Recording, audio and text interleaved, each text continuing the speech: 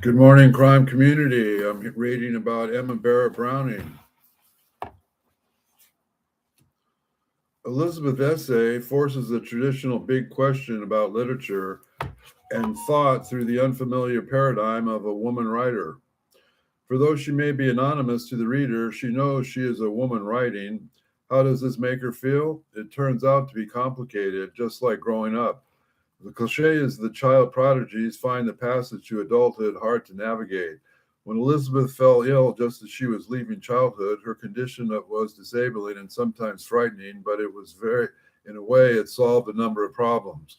A 14-year-old can just about convince herself that she's just still a child and just hasn't finished growing up, and she can be genuinely enjoying some childish things. But at 15, this becomes a pretense. As the eldest Barrett offspring, falls to Elizabeth to sustain the idol of family childhood as long as possible. Once this being old for her age pleased her father, now immaturity is required. And this isn't just about sexual innocence, it applies to autonomy and agency too. The fierce trajectory of the intellectual precocity of being abruptly braked by a freeze on emotional development, that's so hard it threatens to split the teenage self apart. Before her illness, Elizabeth's notes to her father had already become painfully kittenish. Dearest Poppy, she wrote at 15, going on 5. My heart whispers to you that you will not refuse, that you will not turn from in anger. My dearest puppy, grant my request. Imagine yourself my age at once, how your heart felt you would beat with joy at the prospects of the excursion of a metropolis. Do I tormented you, or have I? Forgive me. It wished the timish of the childish unself-consciousness, of course, that the self-consciousness arrives, and as Elizabeth starts to act in character, she becomes more conventionally feminine. Her new physical frailty helps us along, making her appearance quiet and passive. Housebound as she is, so she becomes sort of genius loci. It would become easy to mistake her, as Papa does, by Coventry's Patmore's the angel of the house, all mildness and young trust, and ever with the chaste and noble air. Self-suppression and sexual denial will pass down the line of siblings as each comes of age and slowly becomes the family norm. The frustration of Elizabeth's intellectual life, on the other hand, is felt by her alone. But this is no less damaging. Autodidacticism is ultimately limiting. Elizabeth badly needs a mentor. Yet her age and gender means that the only way she can meet any such figure is through her family. Uncle Sam is the obvious candidate. For years, he crammed letters to him with puns and notes on the precocious reading. It is a kind of father substitute or supplement.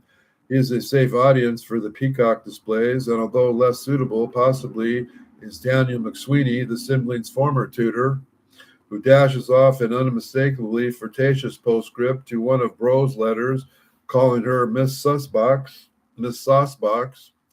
This well-educated, good-looking 30-year-old, a dandy, as even the Barrett boys notice, comes from an old Irish Catholic farming gentry, and he has forms with the ladies. Youthful party-going has recently been succeeded by stormy courtship to one Miss Edwards. As a fellow foreigner, McSweeney can feel it's not inconceivable that he could marry up to Barrett's money. Indeed, he'll go to wed the daughter of his next employer. For Elizabeth, though, she's romantically invisible. Not only does he drink, much worse, he is a mediocre poet. So she carries on squeezing quotes and allusions unto letters to Uncle Sam. We get the same sense of hectic, almost desperate desire to hold on to the brilliance that has defined her. After all, childhood talent is easily recognized. It's just a matter of being developed ahead of the game. But adult brilliance is defined by content. What to do with those unusual gifts, it is altogether more in the eye of the beholder. The publication of an essay on mind helps resolve all this. It's a palatable achievement, and in just a few months, it sets off 3 correspondence that lifts Elizabeth out of the intellectual loneliness, transform her daily reality, and have a lasting effect on her life. The most affectionate and ultimately long-lasting as these exchanges is with distant cousin John Kenyon, shares her grandfather Papa, with whom he was at Cambridge, having followed the same route from Jamaica to England for his education. When he was interested in Elizabeth, Bean Kenyon is a hugely sociable 42-year-old of independent means. The best-known portrait, a lithograph of John Hollingham Moore, shown him at 70 with quizzical warm eyes and a high-colored cheeks that suggest a life dedicated to sociability and the girth of an epicure.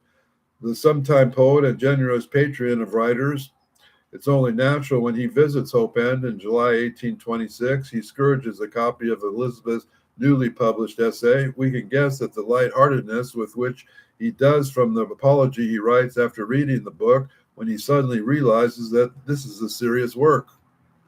Fame, I hope, if you should persevere seeking her, will not turn out to you what you have politically described her and what in truth she has turned out to so many, but you have plenty of time before you. It's a start of a lifelong and changing relationship. Over decades, Kenyon will introduce Elizabeth to the key confidant of her 30s, Mary Russell Mitford, who in turn gives her an adored spaniel, Flush. He will encourage her mentor and Robert Browning to meet. Eventually, they will give the Browning couple and their son financial support, but all of its future importance, it isn't the first friendship that Elizabeth's essay produces. Since June, she's been corresponding with another family friend, Sir Eavesdale Price, who is also in Hertfordshire. His home is Foxley near Yazor, is close to the Craggy Wells Hills, and then less than 3 miles from the meandering River Wye. This is a terrain removed from the smooth valleys of southern England, so amiable to neoclassical order and elegant, capable brown landscapes, and Sir Eavesdale have helped develop the strikingly anti-classical aesthetic of the picturesque, which is now shaping national and international fashion. He published the work for which he is best known, an essay on the picturesque, a compared with the sublime and the beautiful, and the use of the studying picture and the purpose of improving real landscape in 1794. The lengthy subtitle says it all. Price argued that the romantic categories of the sublime and the beautiful, until then fashionable way to think about both natural and man-made landscapes, could be supplemented by a third, the picturesque, or in other words, what works well in a picture. In 18th century France, the principle had developed that gardening was the painterly creation designed by man of genius and ordered by the man of feeling. This idea was borrowed by a British audience by artist, travel writer, and Anglican clergyman William Gilpin, an associate of Price's, who had first cited it in 1782 in the observation of the River Wye and several parts of the South Wales, etc., relatively chiefly to picturesque beauty, made in the summer of the year of 1770, hugely successful and followed by further volumes that illustrated tour guided, created by Y Tour, that first model, a mass tourism, quickly unpopular even among the wealthy as the Napoleonic Wars made traditional grand tours problematic. Sir Eavesdale's lives upriver from the excitement, yet by the time his relationship with Elizabeth springs to life, those 30-odd miles of river trip between Ross and Wye and Chepstow, featuring gorges, overhanging woods, old towns, ruined castles, and the ruins of Tintern Abbey, are the epitome of the picturesque fashion. More exciting for Elizabeth, though, is that Uncle Eavesdale is friends with William Wordsworth, whose own Wye tour resulted in his famous lines written a few miles from Tintern Abbey. In revisiting the banks of the Wye during the tour of July 1798, Elizabeth will admire and advocate Wordsworth throughout her life, and this poem, with a mixture of applied philosophy and picturesque description, seems clearly to have introduced her. Wordsworth writes, "Once again I see these hedgerows, hardly hedgerows, little lines of sportive wood, run wild, these pastoral farms, green to the very door, the wreaths of smoke sent up in silence from among the trees." Half a century later, Aurora Lee echoes, "Behind the elms and through the tops, you saw the folded hills stripped down with hedges, burly oaks projecting from the line of showing themselves, through which my cousin Romney's chimney smoked, and still as when a silent mouth in frost, breathless, breathes."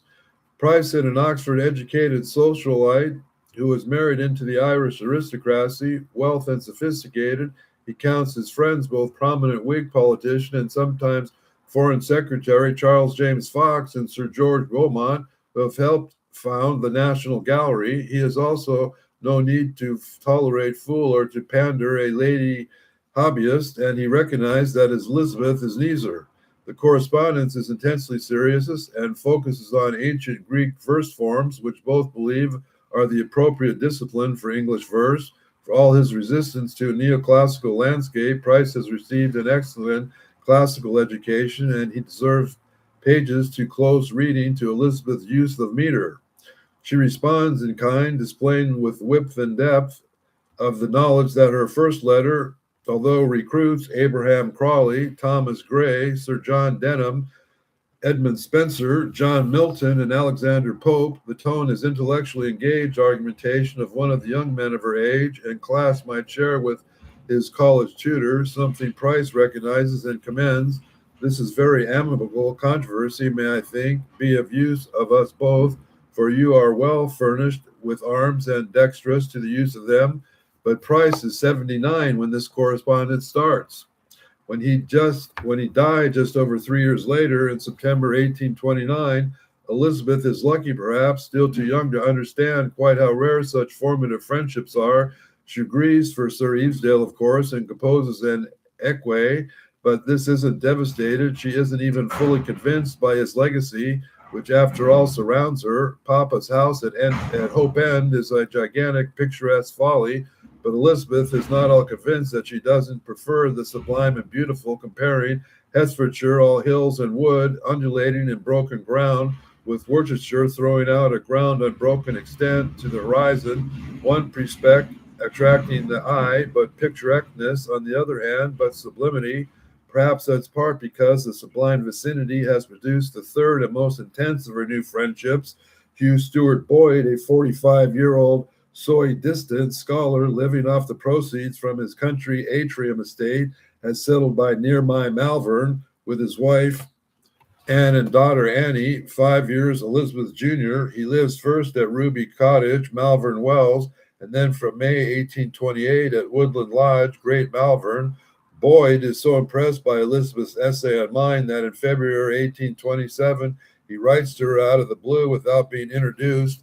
It is a not insignificant gesture that verges on the social transgression. The letter itself is lost. We know nothing of what it contains from Elizabeth's reply. Eventually, he enclosed some verses in Greek addressed to her, but also expressed her in the improvement, combining flattery with criticism, as she does but know the classic move an older man makes on a younger woman.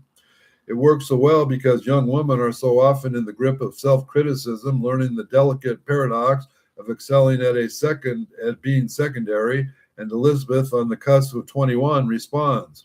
Like many women of her age, she's been practicing self-flagellation, being the stalking horse of the self-improvement for years. Besides, she's already primed by her fathers to attract herself to authority and to believe that criticism is a sign of male affection.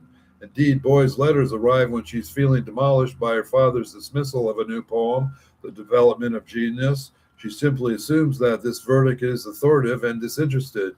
She seizes on Boyd's approach and fires off a response, one of her epistolary pyrotechnics full of allusions and accompanied by some Greek verses of her own. She also starts a one step forward, two steps back dance that will come to recognize. I regret that the distance between Hope End and Malvern and my own incapacity to walk or ride far should prevent anything like an obstacle to me availing myself immediately to Mr. Boyd's very kind offering of pointing out to me personally his objection to my essay, for Elizabeth may be intellectually accomplished by rural seclusion, not to mention a deeper retreat into the privacy of her own room, has turned the confident, boisterous child into a shy young woman who hates going out and about. She especially hates paying visits, in which these days of slow travel often require an overnight stay. It is not a solitary vice. Social shyness is a sanctioned family trait. Henrietta records a day in February 1827 on which Mama was on the lawn superintending the dusting of the curtains. Luckily, she escaped before a cold calling family saw her. Luncheoning was ordered. I was sent for there, and there were never attempting to go till I was becoming quite dark. Pray fancy Mamma and me for out ourselves obliged to entertain these 4 people. Elizabeth even found visiting Sir Evedale Price challenging. Though her trip to Yazor in October 1826 went well, she entrusted her with the proofs of an enemy on the modern pronunciation of the Greek and Latin languages. These intimacy remains founded in the extraordinary mutuality of their literary confidence, but her reluctance to turn what quickly becomes an in-depth epistolary relationship with Hugh Stuart Boyd into something unreal is not surprising. 8 months in, convention will remain an alibi for shyness. As a female and a young female, I could not pay such a first visit to the one who proposed to me without overstepping the established observances of society, whether or not this or her father's view, as she claims. Even in the event, she managed to hold off meeting Boyd for over a year until one day in March 1828, her carriages passes him on the road. She doesn't stop. She's on a rush errand to prevent friends from sitting out to visit her mother, who is ill with a rheumatoid arthritis from within months will kill her. But in the sign to come, Boyd is so perpetually affronted by this that he threatens to leave Malvern. It is an odd reaction that should sound warning bells to any parent, in practice perhaps because Mama is so unwell and does the opposite. The public nature of the encounter, combined with Boyd's expression of social displeasure, bounces Elizabeth and Papa into arguing for her to visit him without delay. For just 2 days later, Beau drives Elizabeth, Henrietta, and Arabella to the hills of Boyd's home in Malvern Wells. Unfortunately, misjudging the steep descent from the Wyche Pass, the siblings don't set the drag chain a kind of brake. The downhill momentum of the heavy carriage makes the pony panic, gallop, and overturn them. The result is a second awkward encounter with the Boyds on the road. This time Elizabeth introduces herself, only to be awed by Mr. Boyd's silence. At last he says, "I cannot help thinking that I was the cause. I was the cause." Odder still, one might think, is the unculpable compliments which follow in the next letter, yet still no one intervenes. At this key moment in Elizabeth's otherwise exceptionally sheltered life, she is left as utterly exposed as if she were already an orphan. John Kenyon's affection is familiar, protective, and proud. Sir Evedale's respect for the young woman is exceptionally given her age and gender, but it's a generosity for a man near the end of his long, successful life, for whom the phenomenally able daughter of old friends is pure bonus. He's the intellectual mentor Elizabeth has lacked and wants nothing in return for the outburst of brainy sparring. Hugh Stuart Boyd is very different. In Restless Souls, who carts his womenfolk from place to place, he has never worked. The official tragedy of his life is that 15 years old, he began to lose his sight and has become completely blind.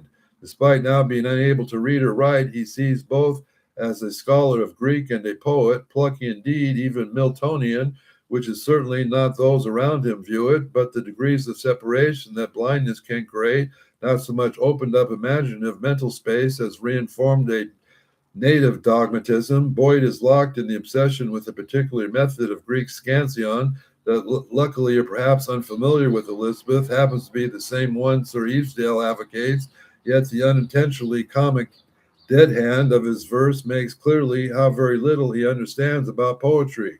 In a verse about walkers killing by lightning, for example, a while they sailed on pleasure's golden tide.